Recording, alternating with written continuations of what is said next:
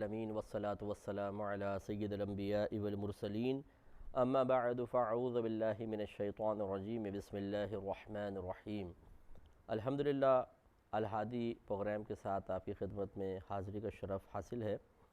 آپ کو معلوم ہے کہ ہم اس پروگرام میں کسی ایک قرآنی موضوع کا انتخاب کرتے ہیں اور اس سے متعلقہ آیات مستند تفاسیر کی روشنی میں ذکر کی جاتی ہیں۔ اللہ کا بڑا کرم ہے کہ اس وقت جس موضوع کا ہم نے انتخاب کیا ہے وہ بہت ہی امپورٹنٹ موضوع ہے، جس کی اہمیت کا اندازہ آپ اس سے لگا سکتے ہیں کہ اللہ تعالیٰ نے اس کے لیے قرآن عظیم میں بے شمار آیات نازل فرمائیں، اور یہ وہ چیز ہے کہ جس کے لیے اللہ تعالیٰ نے کم و بیش 1,24,000 انبیاء علیہم السلام کو دنیا میں بھیجا ہے، اور وہ ہے اطاعت کروانے کے لیے اللہ تعالیٰ نے انبیاء علیہ السلام کو بھیجا، کیونکہ اللہ تعالیٰ کی اطاعت اسی وقت ہو سکے گی جب اس اطاعت کی طرف کوئی دعوت دینے والا ہوگا۔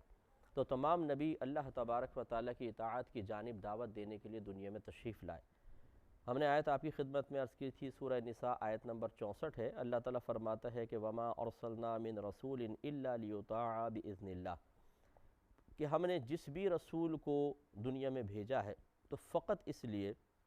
کہ اللہ تبارک و تعالیٰ کے حکم سے اس کی اطاعت کی جائے۔ تو معلوم ہوا کہ اطاعت کوئی معمولی شے نہیں ہے، اور ہر مسلمان کو اطاعت کا مفہوم اور اس کی روشنی میں، اس مفہوم کی روشنی میں اپنا محاسبہ کرتے ہوئے غور و تفکر کرنا چاہیے کہ وہ مطیع و فرما بردار ہے یا نہیں ہے۔ لہٰذا اطاعت، میں نے آپ کو بتایا تھا کہ اطاعت اور اتباع دو چیزیں ہوتی ہیں۔ اگر اللہ تعالیٰ اس کے رسول کو حکم فرمائے اور ہم اس حکم کو پورا کرنے کے لیے کوئی عمل اختیار کرتے ہیں تو اس کو اطاعت سے تعبیر کرتے ہیں، یا کسی چیز سے بچنے کا حکم دیا اور ہم اس حکم کو سن کر اس شے سے بچتے ہیں تو یہ اطاعت ہے۔ اور اگر ایسا نہیں ہے، کوئی حکم نہیں ہے، کوئی عمل لیکن نبی کریم صلی اللہ علیہ وسلم کا یا صحابہ کرام کا ہمارے سامنے آیا، اور ہم، یقینی سی بات ہے کہ نفوس قدسیہ کا ہر عمل محبوب ہے، خوبصورت ہے، اچھا ہے، اور ہم اس اچھے اور خوبصورت عمل کو اختیار کر لیتے ہیں بغیر یہ دیکھے کہ حکم ہے یا نہیں، تو اس کو اتباع کہا جاتا ہے۔ گویا کہ حکم کے جواب میں اطاعت ہوتی ہے، اور صرف عمل ہو، حکم نہیں ہے، اس کو اختیار کرنا یہ اتباع کہلاتا ہے۔ ویسے الگ بات ہے کہ کبھی کبھی اتباع کو اطاعت کہہ دیا جاتا ہے یا اطاعت کو اتباع بھی کہہ دیا جاتا ہے، لیکن حقیقی ان کے مفہوم یہ ہیں۔ ہم نے آپ کو قرآن پاک کی بہت ساری آیات عرض کی تھیں کہ جن میں اللہ تبارک و تعالیٰ نے اطاعت کا حکم دیا۔ مثال کے طور پہ سورہ آل عمران آیت نمبر 132، اللہ تعالیٰ فرماتا ہے وَأَطِيعُوا اللَّهَ وَالرَّسُولَ لَعَلَّكُمْ تُرْحَمُونَ، اللہ تعالیٰ اور اس کے رسول کی اطاعت کرو تاکہ تم پر رحم کیا جائے، یعنی مزید رحمت نازل کی جائے۔ ایک اور مقام پہ ارشاد فرمایا، سورہ محمد آیت نمبر 33 ہے کہ یا ایھا الذین آمنوا اطیعوا اللہ واطیعوا الرسول، اے ایمان والو اللہ تعالیٰ اور اس کے رسول کی اطاعت کرو، ولا تبطلوا اعمالکم، اور اعمال کو باطل نہ کرو۔ اسی طریقے سے سورہ تغابن آیت نمبر 12 آپ کی خدمت میں عرض کی تھی واطیعوا اللہ واطیعوا الرسول، اور اللہ کی اطاعت کرو اور رسول کی اطاعت کرو، فإن تولیتم، پھر اگر تم منہ پھیر لو،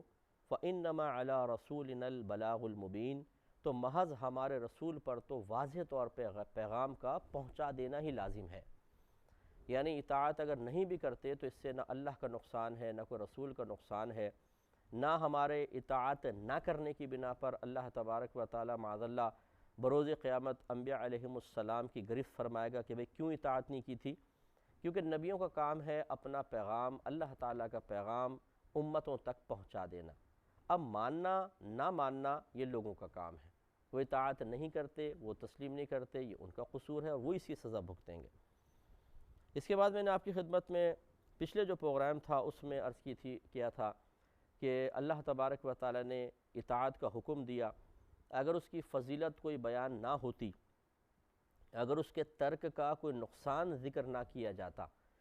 تب بھی ہمارے لیے فقط اتنا ہی کافی تھا کہ ہمارے اللہ نے فرمایا ہے کہ اطاعت کرو، ہمارے نبی کریم صلی اللہ علیہ وسلم نے ارشاد فرمایا کہ اطاعت کرو، ہمارے لیے اتنا ہی کافی تھا۔ لیکن اللہ تعالیٰ کی یہ عادت کریمہ ہے کہ جب وہ کوئی حکم دیتا ہے تو اکثر اس حکم کے ترک پر عذابات ذکر کر دیتا ہے، اور اس حکم کی اطاعت پر فضائل ذکر کرتا ہے، کیونکہ اللہ تعالیٰ نے، وہ خالق ہے، مالک ہے، اس نے نفس کو اسی طرح تخلیق فرمایا ہے کہ اگر ہمارے نفس کو کسی چیز سے ڈرایا جائے، دھمکایا جائے تو خوف محسوس کرتا ہے، اور جس چیز سے ڈرایا جا رہا ہے، مثال کے طور پر، یا جس چیز کے سلسلے میں ڈرایا جا رہا ہے کہ اگر اطاعت نہیں کرو گے عذاب ہوگا، تو اطاعت شروع کر دیتا ہے، اس چیز کو نہیں چھوڑو گے تو عذاب ہوگا، تو وہ خوف زدہ ہو کر اس چیز کو اختیار کر لیتا ہے۔ اسی طریقے سے نفس میں ایک لالچ کا مادہ بھی رکھا ہے کہ جب یہ انعام سنتا ہے تو تیزی کے ساتھ اس انعام کے حصول کے سلسلے میں کوششیں شروع کر دیتا ہے، اور وہی عمل جو پہلے اس کو مشکل لگ رہا تھا بہت آسان ہو جاتا ہے۔ جیسے دنیاوی ایک مثال لے لیجئے، آپ ایک بچے کو کہیں یہ کام کرو تو اس کو بڑا بھاری محسوس ہوگا، لیکن اگر ایک آئس کریم اس کے سامنے رکھ دو کہ کام کر دو پھر یہ تمہیں آئس کریم ملے گی، تو وہ بچہ خوش ہو کر تیزی کے ساتھ وہ کام کرے گا۔ اب نہ اس کو جھنجھلاہٹ ہے، نہ طبیعت میں کوئی اضطراب ہے، نہ قلب میں کوئی ناپسندیدگی ہے، انعام کا لالچ اس کو تیزی کے ساتھ کام کی مشقت کو پھول کی مانند محسوس کرنے پر مجبور کر دیتا ہے۔ ایسی انسان کی اللہ نے طبیعت بنائی ہے، یا یہ کہہ لیں کہ نفس ہمارے اندر ہے اور ایک بچے کی طرح ہے، کبھی عذاب سے ڈر کر عمل کرتا ہے، اور کبھی اللہ تعالیٰ کی طرف سے جو ثواب کا ترتب ہے، جو آخرت میں انعامات دے گا، ان پر غور و تفکر کر کے یہ عمل کی طرف مائل ہو جاتا ہے۔ چنانچہ سورہ نساء آیت نمبر 13 میں اللہ تبارک و تعالیٰ نے مطیع و فرمانبردار لوگوں کے لیے جو انعامات اللہ نے تیار کر رکھے ہیں ان کا ذکر فرمایا ہے، تاکہ لوگ اس کو سنیں اور اطاعت کی طرف مائل ہوں۔ ارشاد ہوتا ہے کہ وَمَن يُطِعِ اللَّهَ وَرَسُولَهُ يُدْخِلْهُ جَنَّاتٍ تَجْرِي مِن تَحْتِهَا الْأَنْهَارُ خَالِدِينَ فِيهَا وَذَلِكَ الْفَوْزُ الْعَظِيمُ۔ اور جو شخص اللہ تعالیٰ اور اس کے رسول کی اطاعت کرے، اللہ تعالیٰ اسے ایسے باغات میں داخل کرے گا جن کے نیچے سے نہریں جاری ہیں، وہ اس میں ہمیشہ ہمیشہ رہیں گے، اور فرمایا ذالک الفوز العظیم، یہ ہی بڑی کامیابی ہے۔ تو اب اس آیت پہ ذرا غور و تفکر کریں کہ جنت ایک بہت اعلیٰ مقام ہے، اور یہ جنت صرف باتوں سے حاصل نہیں ہو جاتی، حقیقتاً تو اللہ کے کرم سے حاصل ہوتی ہے۔ سب سے بڑی بات یہی ہے بس۔ میرے آقا صلی اللہ علیہ وسلم نے ارشاد فرمایا کہ جو جنت میں داخل ہوگا صرف اللہ تعالیٰ کی رحمت سے داخل ہوگا، اپنے اعمال کی وجہ سے نہیں۔ تو صحابہ کرام علیہم الرضوان نے عرض کیا رسول اللہ صلی اللہ علیہ وسلم کیا آپ بھی؟ ارشاد فرمایا کہ ہاں میں بھی فقط اللہ کی رحمت سے، اللہ کے کرم سے ہی داخل جنت ہوں گا۔ تو اس کا مطلب یہ نہیں ہے کہ سرکار اعمال کی اہمیت کو کم کر رہے ہیں، بلکہ ہمیں توجہ دلا رہے ہیں کہ اعمال اللہ تعالیٰ کی رحمت کے حصول، اللہ کے کرم کے حصول کا ذریعہ بنتے ہیں، اور حقیقتاً جنت میں داخلہ اسی کرم کے بدلے میں ہوتا ہے۔ تو یہ ہم نہیں کہہ سکتے کہ جو عمل نہیں کرے گا وہ جہنم میں جائے گا، وہ کبھی جنت میں نہیں جا سکتا، نہیں۔ اگر وہ ایمان بچا کر لے گیا اور اللہ تعالیٰ نے اس پہ نگاہ کرم فرمائی، وہ جنت میں جائے گا، چاہے براہ راست چلا جائے اور چاہے وہ جہنم میں ڈال دیا جائے، پھر نبی کریم صلی اللہ علیہ وسلم کی شفاعت یا اللہ تعالیٰ کے خصوصی کرم سے نکال کے اس کو داخل جنت کیا جائے، لیکن جو ایمان بچا کر لے گیا وہ جنت میں ضرور جائے گا۔ اس سے یہ تو معلوم ہو گیا کہ ایمان اصل ہے اور اعمال مطلب اس کی فرع ہے، یعنی ایمان ہے تو جنت ہے، ایمان نہیں ہے، اعمال ہے، جنت نہیں ملے گی۔ جیسے کافر بھی بہت سارے نیک عمل، بظاہر نیک عمل کرتے ہیں لیکن جنت میں نہیں جائیں گے۔ لیکن مسئلہ یہ ہے کہ اللہ تعالیٰ نے، اس کے رسول نے جا بجا اعمال کی اہمیت کو ذکر کیا ہے، تو یہ اشارہ ہے اس طرف کہ اللہ تعالیٰ کے کرم کے حصول کے لیے، اس کی رحمت کے حصول کے لیے کوشش بھی کی جائے۔ ہاتھ پہ ہاتھ دھر کر یہ سوچنا کہ بس اللہ کرم کر دے گا، یہ نہ نبیوں کا طریقہ ہے، نہ صحابہ کا ہے، نہ اولیاء عظام کا ہے، نہ علماء کا ہے، نہ فقہا کا ہے، کسی کا یہ طریقہ نہیں ہے۔ لہٰذا معلوم ہوا کہ جو عمل، جو طریقہ، جو انداز انبیاء علیہ السلام نے، صحابہ کرام نے، اولیاء عظام نے اختیار کیا، وہی اصل ہوگا۔ تو آپ ان نفوس قدسیہ میں دیکھیں گے کسی نے ایسا نہیں کہا کہ چھوڑو جی عمل میں تھوڑی بہت کمی ہو جائے کوئی بات نہیں، اللہ تعالیٰ اپنے کرم سے ہمیں جنت میں داخل کر دے گا۔ حالانکہ جتنا اللہ کی رحمت اور کرم کا یقین ان نفوس قدسیہ کو تھا، ہے اور رہے گا، اور جتنا اللہ کا کرم ان پر ہوا، کس پر ہوگا، لیکن اس کے باوجود اللہ تعالیٰ کا خوف اور عمل میں کبھی کوئی کوتاہی نہ کرنا۔ اس لیے پھر یہ ہمیں یاد رکھنا چاہیے کہ اطاعت رسول انتہائی ضروری ہے، اور نبی کریم کی اطاعت کریں گے تو نبی کریم کی اطاعت اصل میں اللہ کی اطاعت ہے، کیونکہ جب سرکار قرآنی احکام بیان کریں گے، ہم انہیں پورا کریں گے، تو گویا کہ وہ اللہ کے حکم کو ہم پورا کر رہے ہیں۔ نبی کریم صلی اللہ علیہ وسلم نے جو حدیثوں میں احکامات دیے ہیں وہ بھی آپ کے اپنی طرف سے نہیں ہیں بلکہ اللہ کے الہام شدہ ہیں، تو گویا کہ نبی کی اطاعت حقیقتاً اللہ کی ہی اطاعت ہے۔ تو عمل تو کرنا پڑے گا، اور عمل کریں گے تو پھر انشاءاللہ ہمیں بہت ہی اعلیٰ مقام ملے گا، وہ جنت حاصل ہوگی۔ تو اللہ تعالیٰ اپنے کرم سے بغیر عمل کے بھی جنت دے سکتا ہے، لیکن کسی کو بھی اس خوش فہمی میں مبتلا ہونا کہ جو اشخاص بغیر عمل کے فقط اللہ کے کرم سے جنت میں جائیں گے وہ میں ہی ہوں گا، یہ مناسب نہیں ہے، کیونکہ انبیاء علیہ السلام باوجود یہ کہ ان سے جنتوں کے وعدے کر دیے گئے، ان کو بشارتیں دی گئیں، وہ خوف زدہ رہا کرتے تھے اللہ کی گرفت سے۔ اور ہمارے اکابرین جو گزرے ہیں اولیاء عظام، وہ تو یوں سمجھتے تھے کہ اگر جیسے ایک بزرگ کے بارے میں آتا ہے، فرمایا کہ مجھے اللہ تعالیٰ کا اتنا خوف ہے اور اتنا رحمت کا یقین ہے کہ اگر یہ کہا جائے کہ تم میں سے اٹھ کر ایک شخص جہنم میں چلا جائے، کہ ایک شخص تم میں سے ایسا ہے جو جہنم کا مستحق ہے، تو میں سمجھوں گا وہ میں ہی ہوں۔ یعنی اتنا عاجزی انکساری اور اللہ کا خوف کہ میرے اعمال ایسے ہیں کہ گرفت ہو جائے گی، حالانکہ اعمال اچھے تھے عاجزی انکساری کے۔ اور اگر یہ کہا جائے کہ تم میں سے ایک شخص جنتی ہے، وہ اٹھ کے جنت میں چلا جائے، تو میں سمجھوں گا وہ میں ہی ہوں گا۔ تو یوں ہمارے اکابرین کسی عجب و خود پسندی میں مبتلا ہوئے بغیر اللہ تبارک و تعالیٰ کی طرف اس طرح مائل رہا کرتے تھے۔ تو آپ کو مجھے بھی چاہیے کہ اطاعت کی طرف آئیں اور ان انعامات پر غور کریں کہ جو اللہ کے مطیع اور فرما بردار بندے ہوں گے انہیں جنت میں اعلیٰ مقام دیا جائے گا۔ باغات ہوں گے، اس کے نیچے نہریں جاری ہوں گی اور وہاں سے کبھی نکلنا نہیں ہوگا۔ اور میں آپ کو ایک سوچ عرض کرتا ہوں، آپ کو بھی اس پوائنٹ پر غور و تفکر کرنا چاہیے۔ ایک شخص ہے جو ساری زندگی اللہ تعالیٰ کی اطاعت کرتا ہے، نفس سے لڑتا ہے، شیطان سے مقابلہ کرتا ہے، ناپسندیدہ چیزوں کو قبول کرتا ہے بظاہر، ناپسندیدہ سے مراد نفس کو جو ناپسندیدہ ہیں، فجر میں اٹھنا، پھر گناہوں سے بچنا۔ نفس عموماً ان کو پسند نہیں کرتا بلکہ وہ گناہ کرنا پسند کرتا ہے،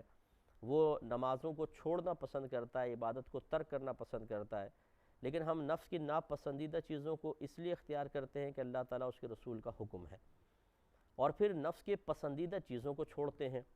حرام کو چھوڑتے ہیں، بدنگاہی ترک کرتے ہیں، زبان سے گندے کلمات کا ادا کرنا، اس کو چھوڑا جاتا ہے۔ لہٰذا معلوم یہ ہوا کہ اللہ تبارک و تعالیٰ نے جو اللہ کے مطیع و فرما بردار بندے ہوتے ہیں وہ بہت محنت کرتے ہیں، کوشش کرتے ہیں۔ اب یہ شخص داخل جنت ہوگا۔ ایک وہ شخص ہے کہ جس نے کبھی کوئی عمل نہیں کیا، کھایا اللہ کا، بات دشمن شیطان کی مانی، نبی کریم صلی اللہ علیہ وسلم سے محبت کے دعوے کیے، اطاعت ہمیشہ نفس کی، اور اللہ تعالیٰ نے اپنے فضل سے کرم سے فرض کر لیں اس کو بھی بخش دیا اور جنت میں داخل کر دیا۔ دونوں جنت میں داخل ہو گئے، لیکن آپ خود غور کریں کہ ان میں سے کامل شخص کون ہے، افضل شخص کون ہے؟ کیا جنت کا حصول ہی ہمارے لیے سب کچھ ہے؟ کیا اللہ تعالیٰ کی کوئی اہمیت نہیں ہے، اس کے رسول کی کوئی اہمیت نہیں ہے؟ تو یقیناً جس کے ہاتھ میں نام اعمال اس وجہ سے دیا گیا کہ اس نے ساری زندگی اللہ تعالیٰ اس کے رسول کی اطاعت کی، وہ بڑی خوشی سے، بڑے فخر سے داخل جنت ہوگا اور اس کا درجہ اعلیٰ ہوگا۔ جس کو اللہ تعالیٰ نے اپنے فضل و کرم سے معاف کر دیا، جب اس کے سیدھے ہاتھ میں نام اعمال جائے گا اور اس نے کوئی نیک عمل زیادہ نہیں کیے ہوں گے، فراڈیا تھا، کچھ بھی تھا، خراب عمل کرتا تھا، تو اس کو صدمہ اور افسوس ضرور اس بات کا ہوگا کہ کاش میں اطاعت کرتا، پھر یہ میرے ہاتھ میں اعمال نامہ آتا۔ اللہ نے اپنے کرم سے مجھے بخش تو دیا، لیکن افسوس کہ میں نے دنیا میں اپنے رب کی اطاعت نہیں کی،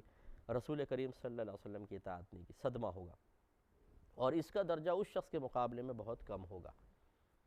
تو پہلے حسرت ہوگی بہت زیادہ باہر سے، لیکن اندر جا کے تو بہرحال کیفیات ختم ہو جائیں گی۔ میرے آقا صلی اللہ علیہ وسلم نے ارشاد فرمایا کہ کسی ادنا درجے والے کو اعلیٰ درجے والے پر کوئی اس کی وجہ سے کوئی حسرت نہیں ہوگی، غم نہیں ہوگا، نہ کوئی اوپر درجے والا نیچے درجے والے کی وجہ سے تکبر میں مبتلا ہوگا۔ لیکن یہ ضرور ہے کہ میرے آقا صلی اللہ علیہ وسلم نے ارشاد فرمایا کہ جنت میں نچلے درجے والے اوپر درجے والوں کو بالکل اس طرح دیکھ رہے ہوں گے جیسے تم زمین پہ کھڑے ہو کے آسمان پہ ستاروں کو دیکھتے ہو، یعنی اتنا فاصلہ ہوگا۔ تو کیا خیال ہے آپ کا، کیا صرف جنت میں داخل ہونا یہ کمال ہے، یا ان درجات کو حاصل کرنا جو بہت ہی بلند درجات ہیں اور اللہ تعالیٰ نے اپنے مطیع و فرما بردار بندوں کے لیے تیار کر رکھے ہیں، اس میں جانا کمال ہے؟ تو اس لیے صرف دخول جنت کو ٹارگٹ نہ بنایا جائے. آپ اگر با کمال ہے، آپ کی سوچ میں کمال ہے، فکر میں کمال ہے، آپ کی شخصیت با کمال ہے، تو پھر کمال کو تلاش کریں. اور جب آپ کمال کو تلاش کر کے جنت کے با کمال درجے کو تلاش کرنے کی کوشش کریں گے، تو پھر آپ کو اطاعت کے ذریعے اپنے آپ کو با کمال بنانا ہوگا. تو اللہ تعالیٰ حقیقی طور پہ آپ کو با کمال بنا کر جنت کے با کمال درجے عطا فرمائے گا. تو اس لیے انبیاء علیہ السلام دیکھیں بخشے بخشائے ہیں، معصوم عن الخطا ہیں، لیکن کوئی